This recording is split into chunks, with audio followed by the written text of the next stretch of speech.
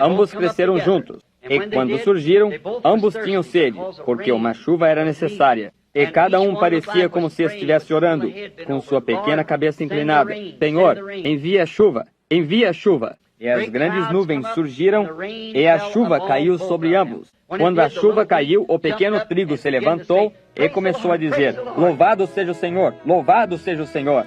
E a pequena erva daninha se levantou exatamente do mesmo lado e disse, louvado seja o Senhor, louvado seja o Senhor. E então a visão foi interrompida. A chuva cai sobre o justo e o injusto. O mesmo Espírito pode cair em um encontro e todos se regozijarem nisto, hipócritas, cristãos e todos juntos. Exatamente correto. Porém, o que é isto? Pelos seus frutos eles são conhecidos. Está vendo? Essa é a única maneira que isto pode alguma vez ser conhecido. Então você vê isso agora, pois que a aveia brava, ou trigo bravo e o grão, algumas vezes personifica um grão doméstico e genuíno, tão parecidos que isto enganaria o próprio eleito.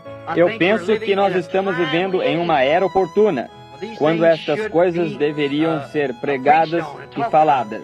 Notem no verso 41, os dois também muito parecidos, tão parecidos nos últimos dias até que ele não poderia depender de alguma certa igreja para separá-lo, digamos os metodistas ou os batistas ou os pentecostais para separá-los.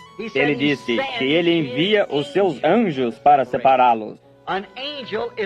Um anjo está vindo para trazer a separação, a segregação entre o bem e o mal. E ninguém pode fazer isso a não ser o anjo do Senhor. Ele é aquele que vai dizer qual é o certo e qual é o errado. Deus disse que Ele enviará os seus anjos nos últimos tempos. Não anjos descendo através daqui, porém anjos no último tempo, e juntaria em molhos. Nós sabemos que isto é a vinda do tempo da seara agora. Agora, um anjo realmente é interpretado um mensageiro. E nós vemos que há 7 anjos das 7 igrejas. E agora, não, através das eras da igreja. Notem quem ele disse que os semeadores eram e também o que era a semente. Primeiro, o semeador era ele, o Filho de Deus, quem foi semeando semente. E um inimigo veio atrás dele, o qual era o diabo, e semeou a semente de discrepância, detrás da semeadura da semente correta. Agora, amigos, isso tem sucedido através de cada era desde que nós temos tido um mundo. Exatamente. Desde o princípio, isto começou a mesma coisa. Agora ele disse, a semente de Deus, a palavra de Deus. Jesus disse, em um certo lugar, que a palavra é uma semente, e cada semente produzirá segundo a sua espécie. E agora, se o cristão, os filhos de Deus, os filhos do reino têm que se tornar a semente de Deus, então eles devem ser a palavra de Deus manifestada na era em que eles estão vivendo, para a semente prometida dessa era. Deus deu a sua palavra no princípio, e cada era tem tido a sua semente, seu tempo, suas promessas. Agora, quando Noé surgiu em cena, e ele era a semente de Deus, a palavra de Deus para essa era. Quando Moisés veio, ele não poderia vir com a mensagem de Noé. Isso não operaria, porque ele era a semente de Deus naquele tempo. Então, quando Cristo veio, ele não poderia vir com a era de Noé, nem a de Moisés. Isto era o seu tempo, pois uma virgem conceberia e daria à luz um filho. E ele seria o Messias. Agora, nós temos vivido através da era de Lutero, da era de Wesley, a era metodista, através de todas as eras e a era pentecostal, e cada era tem dado uma promessa da palavra. E as pessoas dessa era que manifestaram essa palavra prometida são a semente dessa era, de acordo com o que Jesus disse bem aqui. Eles são os filhos do reino. Isso é correto. A manifestação do Espírito Santo operando através de seus filhos é a semente do reino nessa era. Notem, foi o joio, o inimigo, Satanás, que semeou discórdia ou a semente de discrepância. Ele foi o culpado de fazer esta coisa horrível. Satanás semeou sua semente desde o princípio, quando Deus colocou a sua primeira seara de seres humanos sobre a terra. Adão, naturalmente, já sabia que havia um conhecimento da verdade, do certo e do errado. E ele nunca tinha vindo a isso ainda. Porém, nós verificamos que Deus deu a seus filhos a sua palavra para a defesa deles. Nós não temos nenhuma outra defesa fora da palavra de Deus. Essa é a nossa defesa. Não há bombas, nem abrigo, nem lugares de esconderijo, nem Arizonas, nem Califórnias, nem onde quer que seja. Há somente uma defesa que nós temos, e essa é a palavra. E a palavra foi feita carne e habitou entre nós, a qual é Cristo Jesus. Ele é a nossa única defesa. Estando nele, nós estamos seguros. Nem mesmo o pecado é imputado a um genuíno crente. Vocês sabiam disso? Aquele que é nascido de Deus não comete pecado. Ele não pode pecar. Estão vendo? Isto nem é mesmo imputado. Ora, Davi disse, bem-aventurado é o homem a quem Deus não imputa pecado. Quando você está em Cristo, você não tem desejo de pecar. O adorador, uma vez purgado, não mais tem consciência do pecado. Você não deseja isto. Agora, para o mundo, você talvez seja um pecador. Porém, para Deus, você não é, porque você está em Cristo. Como pode você ser um pecador quando você está naquele que não tem pecado? E Deus somente vê a Ele, em quem você está. Agora, neste tempo de seara, no princípio, quando Deus semeou a sua semente sobre a terra e a deu nos corações de seus filhos, sua família, para guardar essa palavra. Aquilo era a única defesa deles. Guardar essa palavra. Aqui veio o inimigo e quebrou essa barreira ao semear a semente de discrepância, contrária à palavra de Deus. Se isso era discrepância no princípio, isso ainda é. Qualquer coisa que adicionar qualquer coisa à palavra de Deus é ainda a semente de discrepância.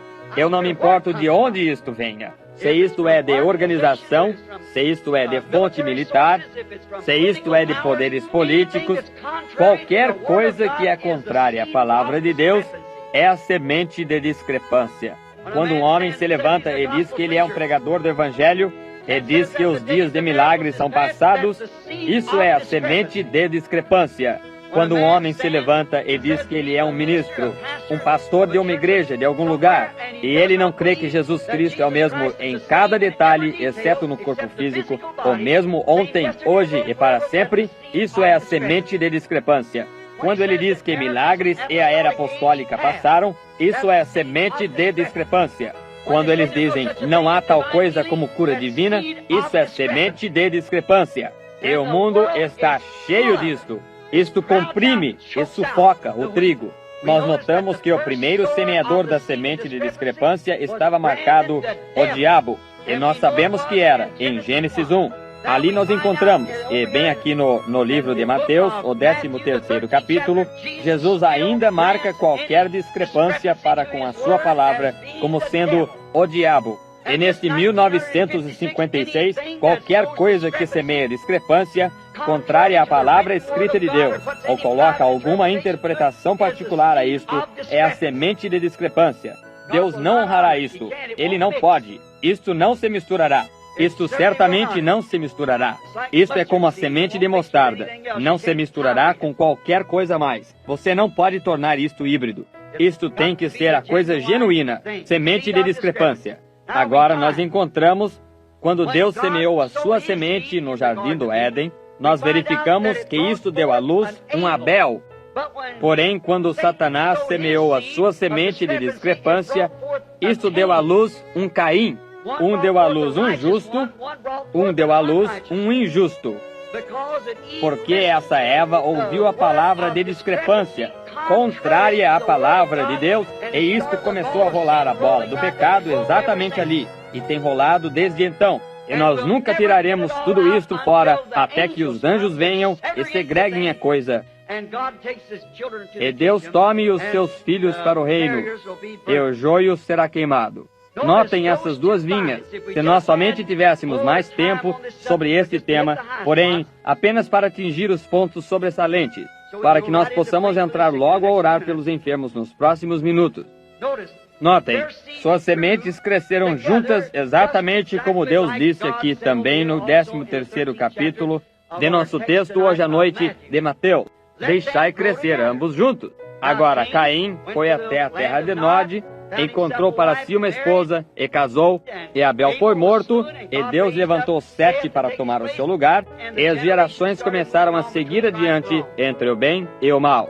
Agora, nós notamos que eles se ajuntaram, cada um deles, vez após vez, e Deus tinha... Isto se tornou tão ímpio, até que Deus teve que destruir isto. Porém, eles finalmente surgiram, até que essas duas sementes, a semente de discrepância e a semente de Deus, brotaram suas genuínas cabeças.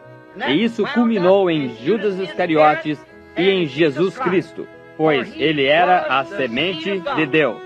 Ele era o princípio da criação de Deus. Ele não era nada mais a não ser Deus.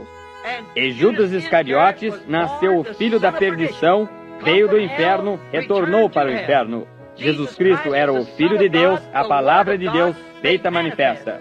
Judas Iscariotes, em sua discrepância, era a semente do diabo. Veio ao mundo e para enganar, da mesma forma como ele foi no princípio, Caim, seu pai anterior. Judas somente brincou da igreja. Ele não era verdadeiramente sincero, ele realmente não tinha fé, ou então ele nunca teria traído Jesus. Porém, vocês estão vendo, ele semeou essa semente de discrepância. Ele pensou que ele poderia ter amizade com o mundo, Mamon, e também ter companheirismo com Jesus. Porém, foi tarde demais para ele fazer qualquer coisa acerca disso. Quando a hora da morte veio, quando ele fez essa coisa má, ele cruzou a linha de separação entre seguir adiante ou retornar atrás. Ele teve que ir adiante no caminho que ele foi, como um enganador. Ele semeou a semente de discrepância. Ele tentou encontrar favor com aquelas grandes organizações daquele dia, com os fariseus e saduceus, e pensou que ele ganharia algum dinheiro e seria popular entre as pessoas. Se isso não faz com que tantas pessoas entrem nessa discrepância, tentando encontrar favor com o homem, vamos encontrar favor com Deus, não com o homem. Porém, isso é o que Judas havia feito quando estas discrepâncias culminaram nele. E nós sabemos que Jesus era a palavra. São João 1 disse, no princípio era a palavra, e a palavra estava com Deus, e a palavra era Deus. E a palavra foi feita carne e habitou aqui entre nós. Então a palavra é uma semente, então a semente se tornou carne e habitou entre nós. Se Judas era a semente do inimigo e da discrepância, ela também se tornou carne e habitou entre nós, na pessoa de Judas Iscariotes. Ele nunca teve fé genuína e verdadeira. Ele tinha o que ele pensava que era uma fé. Há tal coisa como ter fé e uma fé fabricada.